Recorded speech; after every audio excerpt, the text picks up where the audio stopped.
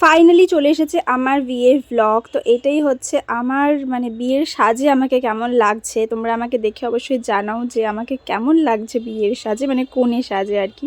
তো এখানে আমি মালা পরতে ভুলে গেছিলাম বলে মামি আমার গলায় মালাটা দিয়ে দিল। তারপরে চলছিল সেই শুভদৃষ্টি মোমেন্ট, যেখানে আশপাশ থেকে সবাই কি বলছিল কি জানি। আর আমার এখানে জাস্ট ভয় লাগছিল, পীরের ওপরে বসে মনে হচ্ছিলো আমি পড়ে না যাই। আর সবার এক্সপ্রেশনগুলো দেখে বুঝতেই পারছো যারা আমার পীরেটা ধরে আছে, মানে আলাদাই ভাই এক্সপ্রেশন দিচ্ছে। আর আমি ভাবছি যে আমি পড়ে না যাই, তাড়াতাড়ি মালা বদলটা কখন শেষ হবে যাতে আমি নিচে নামতে পারি। তো এটাই মানে কি বলবো, আজকের জীবনটা হঠাৎ করেই চেঞ্জ হয়ে গেল কীরকম, মানে যেটা আমি সবাইকে দেখতাম আজকে নিজের সাথে সেগুলো ঘটছে। আর এখানে চলে এসছে আমার হচ্ছে সিঁদুর দান। তারপরে এটাতে ফাইনালি যেটা নাকে সিঁদুর পরতেই হবে।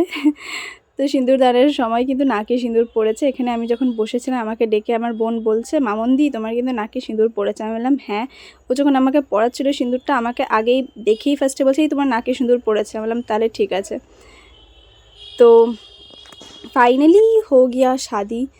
এবার জানি না জীবন কোন দিকে যেতে চলেছে বা কি হতে চলেছে। বিয়ে তো করে নিয়েছি, জানি না জীবনের একটা খুব বড় সিদ্ধান্ত নিয়ে ফেললাম। তো দেখা যাক কি হতে চলেছে আগেকার জীবন। আর এখানে হচ্ছে বিয়ের পর সব ভাই বোন বৌদি সবাই মিলে আটকে দিয়েছে দরজা।